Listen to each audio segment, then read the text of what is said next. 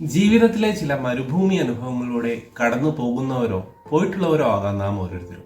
നമുക്ക് പ്രത്യാശ നൽകുന്ന വചനഭാഗമാണ് യെശയ്യാ പ്രവാചകൻ 40:3. മരുഭൂമിയിൽ കർത്താവിന് വഴിയൊരുക്കുവിൻ, വിജനദേശത്ത് നമ്മുടെ ദൈവത്തിന് വിശാലമായ വീതി ഒരുക്കുവിൻ. വിശുദ്ധ ഗ്രന്ഥത്തിൽ മരുഭൂമി എന്നത് ദൈവമില്ലാത്ത ഇടമല്ല, മറിച്ച് ദൈവം മനുഷ്യനെ ഒരുക്കുന്ന ഇടങ്ങളാണ്. മരുഭൂമിയിലെ മുൾപടർപ്പിൽ വെച്ചാണ് മോശയ്ക്ക് ദൈവം ദൗത്യം നൽകുന്നത്. ഇസ്രായേൽ ജനത്തെ 40 സംവത്സരങ്ങൾ മരുഭൂമിയിലൂടെ നയിച്ച് വാഗ്ദത്ത ദേശത്തിനായി ദൈവം ഒരുക്കി. ഈശോയും മാമോദിസയ്ക്ക് ശേഷം തന്നെ ദൗത്യത്തിനായി ഒരുങ്ങുന്നത് മരുഭൂമിയിലാണ്. എന്നാൽ നമ്മുടെ ജീവിതത്തിലെ മരുഭൂമി അനുഭവങ്ങൾ നമ്മുടെ അവസാനമല്ല, മറിച്ച് നമ്മെ പറ്റിയുള്ള ദൈവഹിതത്തിന്റെ ആരംഭമാണ്. കർത്താവിന് നമ്മുടെ ജീവിതത്തിൽ വഴിയൊരുക്കേണ്ട അവസരങ്ങളാണ് അവ. അതിനാൽ നമ്മുടെ അഹങ്കാരത്തിന്റെയും സ്വാർത്ഥതയുടെയും മലകൾ താഴ്ത്തി, നിരാശയുടെയും ദുഃഖത്തിന്റെയും താഴ്വരകൾ നിരത്തി, വിനീതമായി കർത്താവിന്റെ വരവിന് വഴിയൊരുക്കുവാൻ, അവിടുത്തെ മഹത്വം ദർശിക്കുവാൻ നമുക്ക് ഇടയാകട്ടെ.